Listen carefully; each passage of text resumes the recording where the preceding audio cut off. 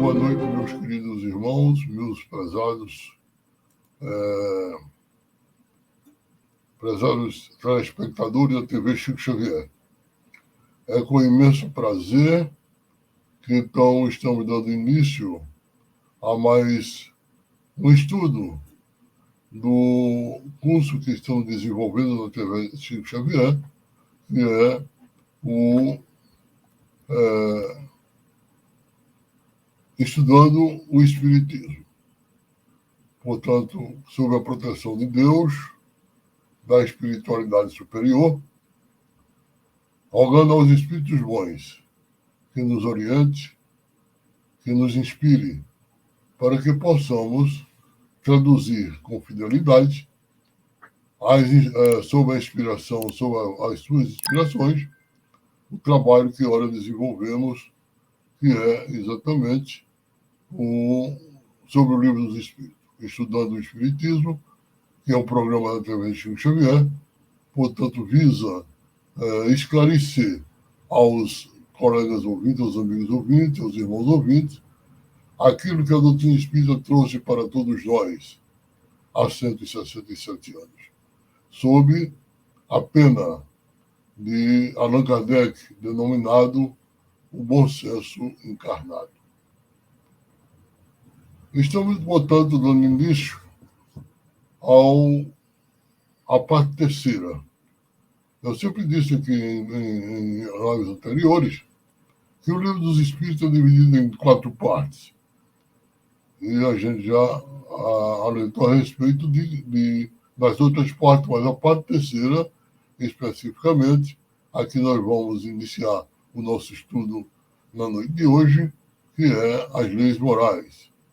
Portanto, as leis morais, na realidade, ela compreende 12 capítulos. Quando a gente fala em capítulo, a gente está levando em consideração que a parte terceira do Livro dos Espíritos, ou o Livro dos Espíritos, é considerado como 4 tomos. E, portanto, nós estamos no terceiro tomo, que são as leis morais, que é a parte terceira. E, portanto, esse tomo, ou essa parte, é constituída de 12 capítulos. Esses 12 capítulos, é bom que a gente esclareça, ela aborda os seguintes temas: da lei divina ou natural, que é essa que a gente vai iniciar na noite de hoje, das leis de adoração, da lei do trabalho, da lei de reprodução, da lei de conservação, da lei de destruição, da lei de sociedade, da lei do progresso, da lei de igualdade, da lei de liberdade, da lei de justiça, do amor e de caridade e da perfeição moral. Embora pretendamos trabalhar no capítulo 1º, gostaríamos também de, depois de fazermos uma pequena entrada no tema de hoje, de fazer algumas considerações a respeito do capítulo 6, que é o da lei de destruição. Por que eu estou querendo fazer essa abordagem da lei de destruição?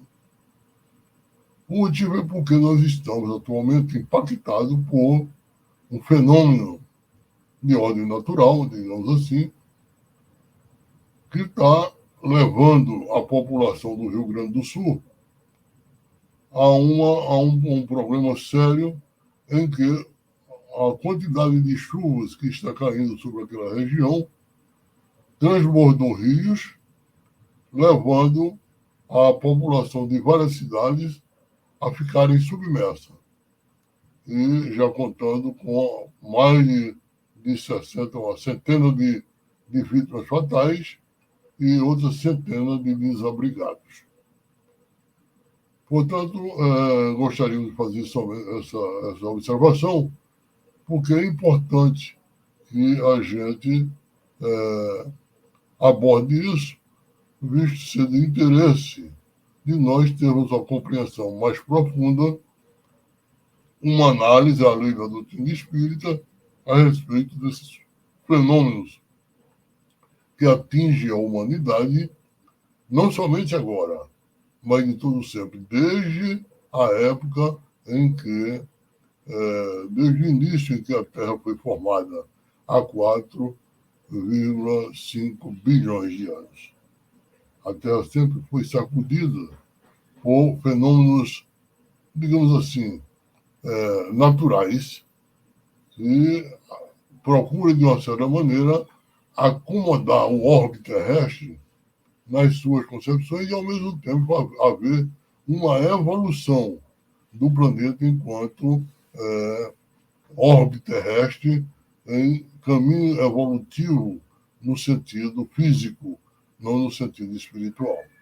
Evidentemente que a evolução no sentido físico, pelo fato de estarmos mergulhados como espíritos que habitamos o planeta Terra, no atual estágio em que nos encontramos, que é um planeta de expiação e provas, e, portanto, um planeta em que o sofrimento está afeto diretamente a todos nós, encarnados e desencarnados.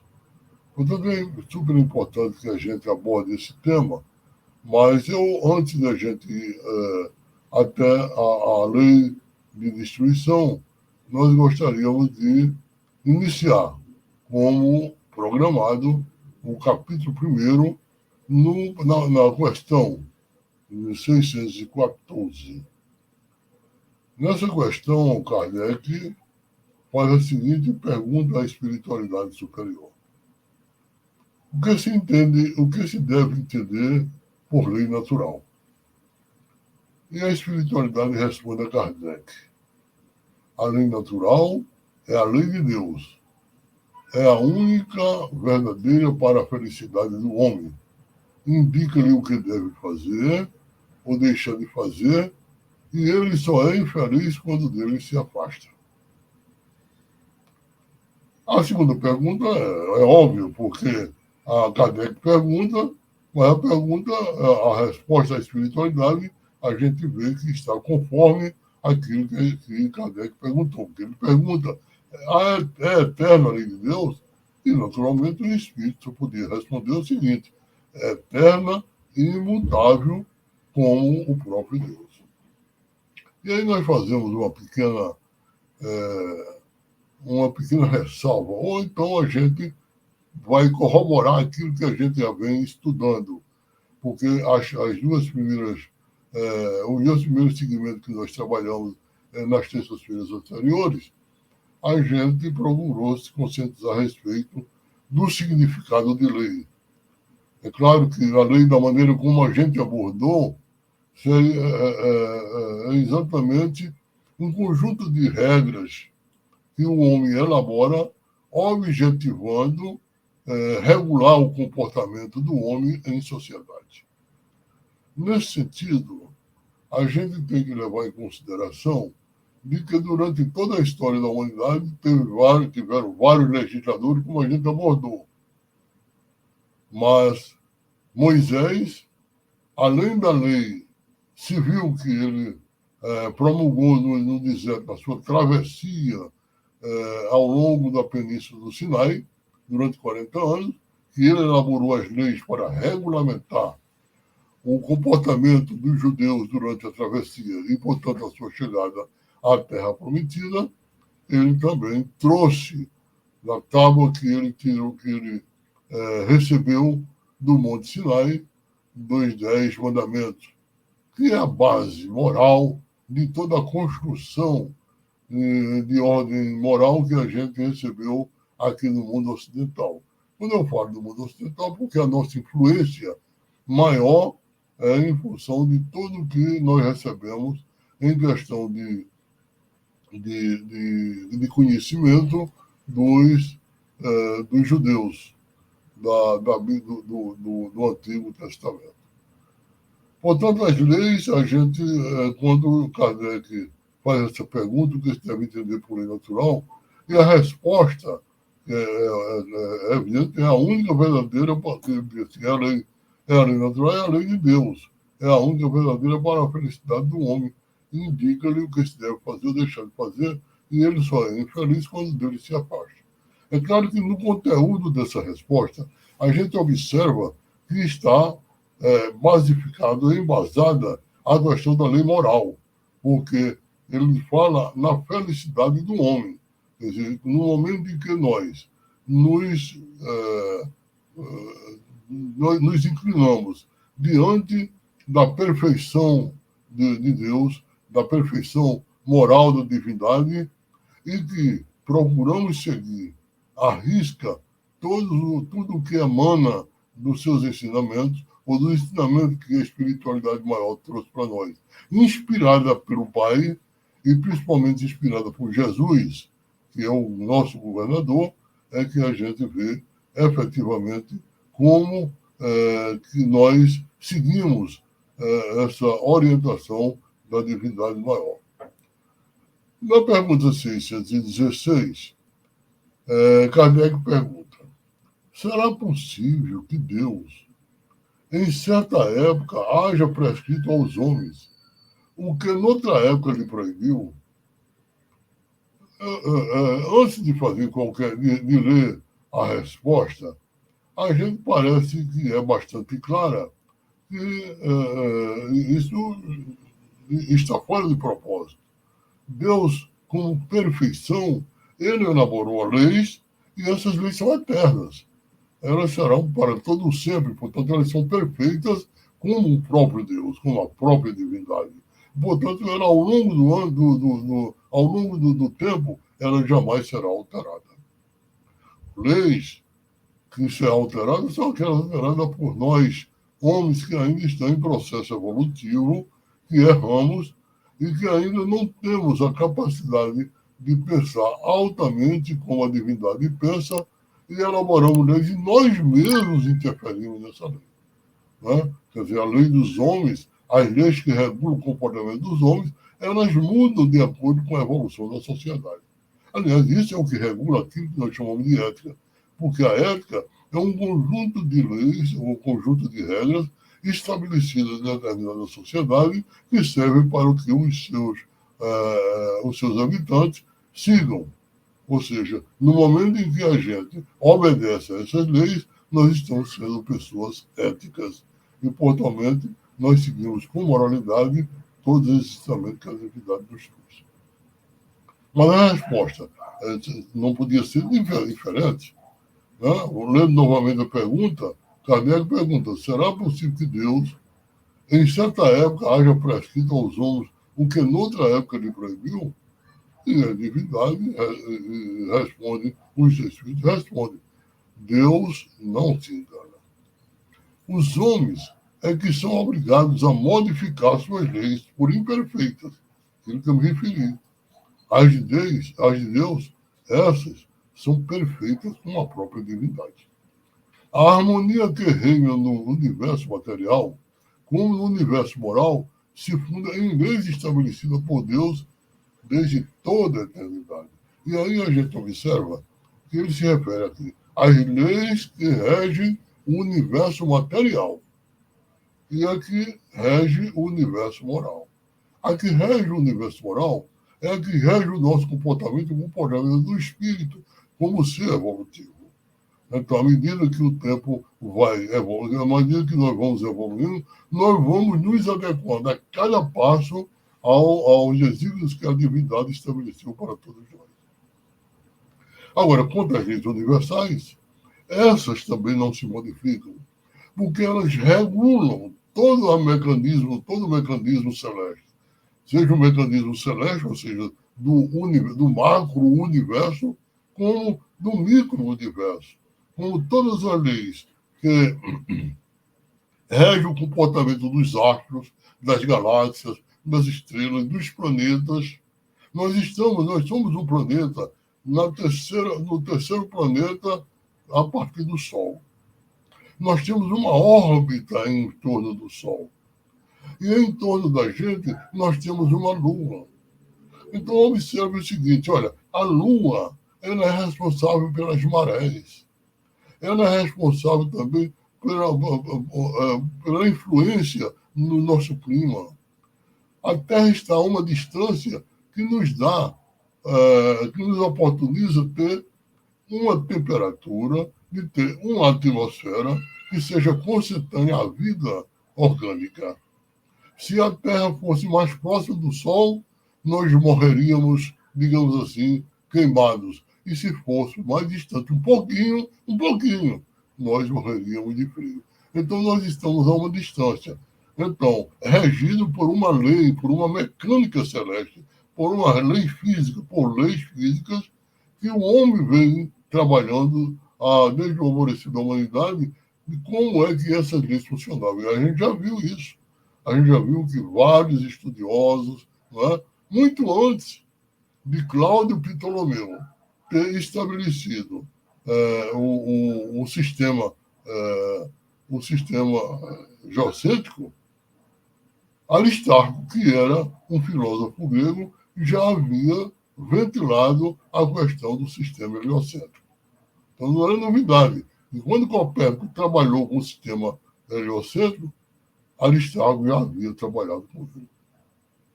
Então, a gente observa que a divindade sempre esteve presente e sempre estará. Né? Na pergunta 617, Allan Kardec, as leis divinas, que é o que compreende no seu âmbito. As leis divinas, o que é que compreende? Nós estamos sob o impacto das leis divinas. Que leis são essas? Né? Concerne a alguma coisa que não somente ao procedimento moral? Aí a espiritualidade responde: todas as da natureza são leis divinas, todas. Seja leis mecânicas, seja as leis que regem o mecanismo do macrocosmo, como do microcosmo.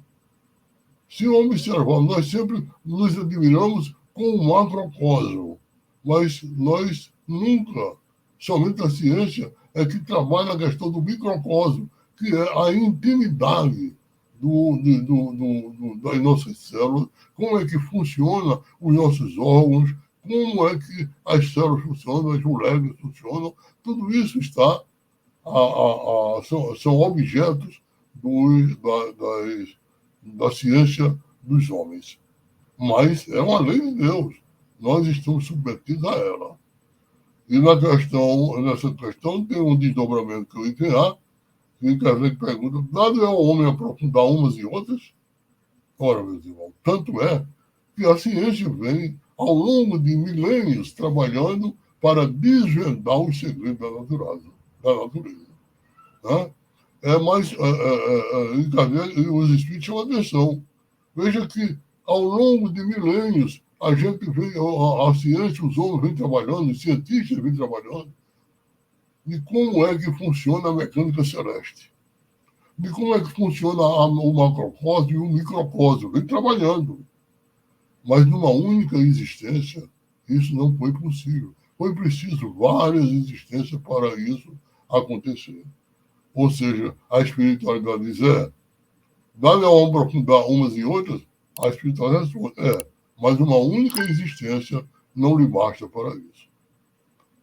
E aqui há um comentário de Kardec que achamos interessante. Efetivamente, porque são alguns anos para a aquisição de tudo o de que precisa o ser, a fim de considerar perfeito, embora apenas se tenha em conta a distância que vai do selvagem ao homem civilizado. Insuficiente seria, para tanto, a existência mais longa do que se possa imaginar. E continua Kardec: ainda com mais forte razão, o será quando curta, como e para a maior parte dos homens. Entre as leis divinas, umas regulam o movimento e as relações da matéria bruta, entre as leis divinas. As leis da mecânica celeste, estudadas pelos cosmólogos, pelos físicos, pelos cientistas. As leis físicas, cujo estudo pertence ao domínio da ciência. As outras dizem respeito, especialmente ao homem, considerado em si mesmo e nas suas relações com Deus e com seus semelhantes. Contém as regras da vida do corpo e como as da vida da alma. São as leis morais.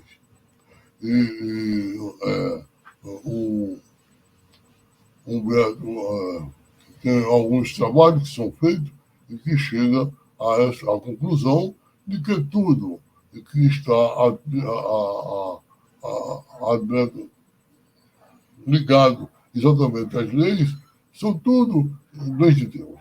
E tanto faz o cientista que está trabalhando no desenvolvimento da ciência, como os estudiosos das leis morais que estudam as leis voltadas para o desenvolvimento moral da humanidade. E na 618, Kardec pergunta: e são as mesmas para todos os mundos as leis divinas? E os Espíritos respondem: a razão está a dizer que deve ser apropriada da natureza de cada mundo e adequada ao grau do progresso dos seres que os habitam. É claro, ele está se referindo aqui à questão das leis morais, porque a mecânica celeste, as leis físicas, elas são as mesmas, a lei de ação e reação, as leis de gravitacionais, elas funcionam em todo o universo. Agora, as leis morais, evidentemente, que dependem da natureza e o grau de progresso de cada dos seres que os habitam. Bem, nesse momento, eu gostaria um pouco de fazer uma pequena consideração a respeito da lei de destruição, porque é um momento propício a que a gente estude isso, que a gente adentre um pouco nessas questões. Por quê? Olha, o que está acontecendo agora no Rio Grande do Sul está acontecendo também no Afeganistão. De antes de ontem para hoje, grandes cheias aconteceram naquele país, e o país é um país um pouco estéril, não chove muito. E, no entanto, houve grandes cheias lá e já faleceram, já desencarnaram mais de 200 pessoas. Isso no Afeganistão. Então, nós estamos impactados aqui no Rio Grande do Sul, mas estamos impactados também lá no Afeganistão. Então, o mundo inteiro está sob o impacto dessa revolução geológica que acontece no planeta. Isso sempre aconteceu. Sempre. As grandes calamidades provocadas por acomodações geológicas, através de terremotos, de maremotos, de tsunamis. Lembrando que os tsunamis, que são ondas gigantes que fazem com que o mar avance a Terra, são fenômenos que acontecem em função de terremotos que acontecem no subsolo marítimo. Então, acontece esse terremoto e eles provocam os chamados tsunamis. Só para a gente lembrar, no milênio atual, a gente teve já vários fenômenos que ceifaram milhões e milhares de vidas. No dia 26 de novembro de 2004, no Sudeste Asiático, um tremor submarino de magnitude 9,3, o mais alto, o mais poderoso dos últimos 40 anos, frente à ilha da Sumatra, provoca um tsunami que chega às costas de uma dezena de países do Sudeste Asiático, causando a morte de 220 mil pessoas. Não sei se vocês se lembram, a maioria de nós estávamos presentes e vivenciamos isso. A morte ou o desencarne de mais de 220 mil pessoas. No dia 17 de julho de 2006, na Indonésia, um tremor submarino de magnitude 7,7 provoca um tsunami na costa sul da ilha de Java, provocando 650 desencarnes. No dia 2 de abril de 2007, na Ilha Salomão, 52 pessoas morrem em um tsunami que afeta o oeste da ilha. O maremoto causado por um tremor de magnitude 8 destrói 18 povoados. No dia 23 de setembro de 2009, mais de 190 pessoas morrem nas ilhas Samoa e Tonga, assim como na Samoa Americana, depois de um terremoto de magnitude 8 que origina o tsunami. No dia 17 de julho de 2006, na Indonésia, um tremor submarino de magnitude 7,7 provoca um tsunami na costa sul da ilha de Java, com 654 mortes. No dia 2 de abril de 2007, a Ilha Salomão, 52 pessoas morrem em um tsunami que afeta o oeste das Ilhas Salomão, no Pacífico. No dia 29 de setembro de 2009, na Samoa, mais de 190 pessoas morrem nas Ilhas Samoa e Tonga. Né? Em 27 de fevereiro de 2010, aqui pertinho, no Chile, um tremor e um tsunami consecutivo afetam o centro-sul do Chile, deixando 555 mortos e desaparecidos, a maioria deles na região de Maule. No dia 25 de outubro de 2010, na Indonésia, mais de 400 pessoas morrem em tsunami provocado por um tremor de 7,7 no arquipélago de Mentawai, em frente a Sumatra. No dia 11 de março de 2011, um tsunami de 10 metros de altura arrasa as costas de Sendai, oeste do Japão, depois de um violento tremor de 8,9 de magnitude registrado frente às costas do arquipélago, levando 15.853 mortos ou desencarnados e 3.282 desaparecidos.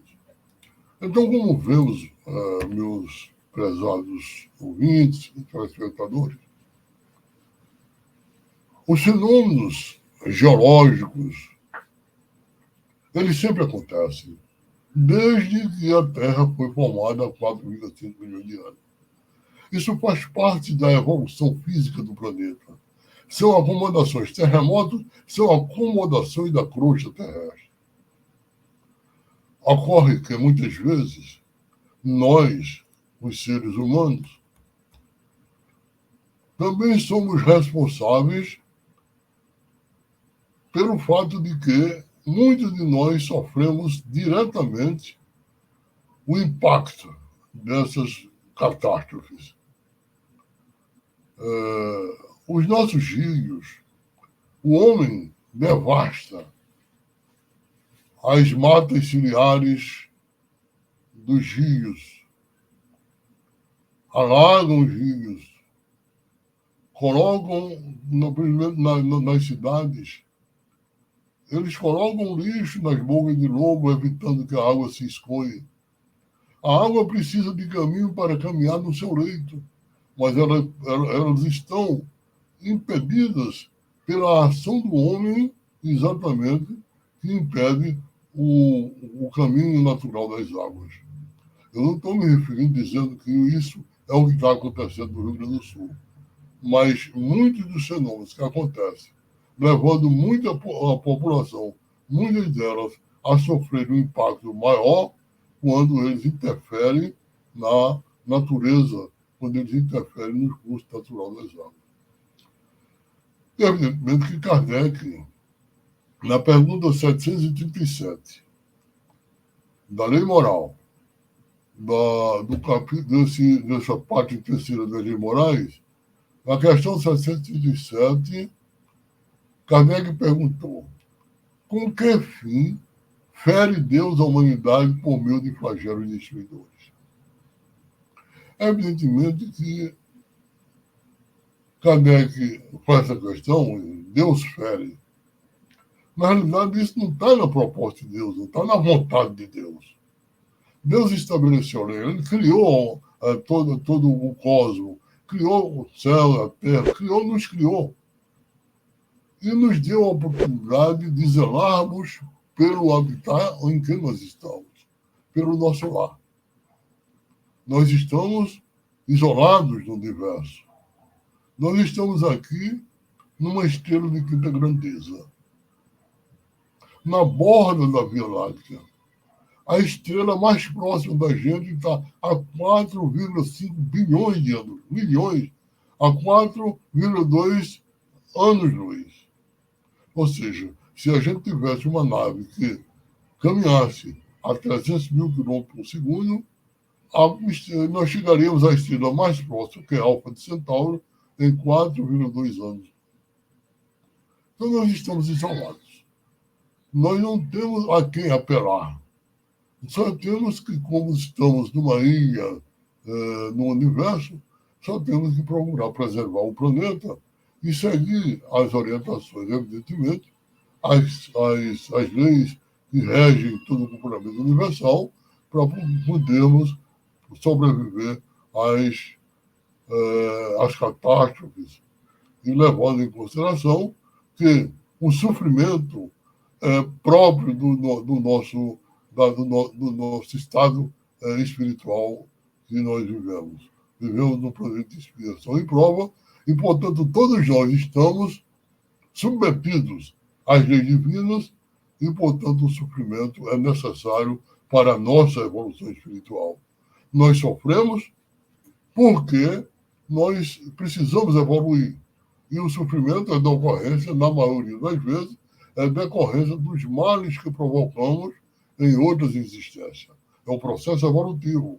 Então, nós temos que resgatar e partirmos para desenvolvermos moralmente o nosso ser, a fim de que possamos, um dia, atingirmos e sermos habitantes num mundo de regeneração, como é o propósito do nosso planeta. Então, na pergunta, Kardec perguntou com que fim fere Deus a humanidade por meio de flagelos destruidores, e a espiritualidade responde: para fazer-a progredir mais depressa. Já não dissemos se a destruição é necessária para a regeneração moral dos espíritos, que em cada nova existência sobe um degrau na escala do aperfeiçoamento. Preciso é que se veja o objetivo para que os resultados possam ser apreciados. Somente do vosso ponto de vista pessoal os apreciais. Somente do nosso ponto de vista pessoal é que nós apreciamos. Daí vem que os qualificais de flagelos, por efeito do prejuízo que vos causam. Essas subversões, porém, são frequentemente necessárias para que mais pronto se dê o advento de uma melhor ordem de coisas e para que se realize em alguns anos o que teria exigido há séculos. E vamos só fazer a leitura da próxima questão, que é a 738, que Kardec pergunta: para conseguir a melhora da humanidade, não podia Deus empregar outros meios que não são agentes destruidores? E os Espíritos respondem: pode e os emprega todos os dias, pois que deu a cada um os meios de progredir pelo conhecimento do bem e do mal. O homem, porém, não se aproveita desses meios necessários, portanto, se torna que seja castigado, entre aspas, no seu orgulho, e que se faça sentir a sua fraqueza. Olha aquilo que nós estamos levantando. Para conseguir a melhora da humanidade, não podia Deus empregar outros meios que não são gêneros, né? Pode e os emprega todos os dias, pois que deu a cada um de nós os meios de progredir conhecimento do bem e do mal. Então, nós temos a obrigação de, no trato do nosso desenvolvimento social, do nosso cuidado que devemos ter com a nossa casa, a casa onde nós moramos, e que temos a obrigação de, respeitando as leis de Deus, respeitando a natureza, procurar de alguma forma não interferir nela, a fim de que haja uma reação de modo violento e que possamos ser prejudicados em função desses atos impensados que nós desenvolvemos. Portanto, meus irmãos, eram essas considerações. Evidentemente que a gente poderia trabalhar com mais profundidade esse tema da lei de destruição. Mas, no devido tempo, a gente volta a trabalhar com ela. Nós, na próxima live, a gente vai continuar o nosso trabalho a partir do capítulo 1º. E aí a gente pode, então, ser agraciado pela espiritualidade com os conhecimentos que a espiritualidade nos trouxe. Muita paz, que Jesus nos abençoe e que possamos trabalhar sempre em prol da nossa própria evolução moral. E isso passa necessariamente pelo autoconhecimento. nós precisamos mergulhar no entendimento das leis divinas, procurar nos conhecermos, seguir as orientações de Jesus, procurar autoconhecimento, levando em consideração o que Jesus nos ensinou, nos orientou, a fim de que pudéssemos, evidentemente, trabalhar no sentido de evoluir. Observar, né? Guardar em primeiro as leis de Deus e as suas consequências. E as demais coisas nos serão acrescentadas. Né? Então, muita paz, que Jesus nos abençoe.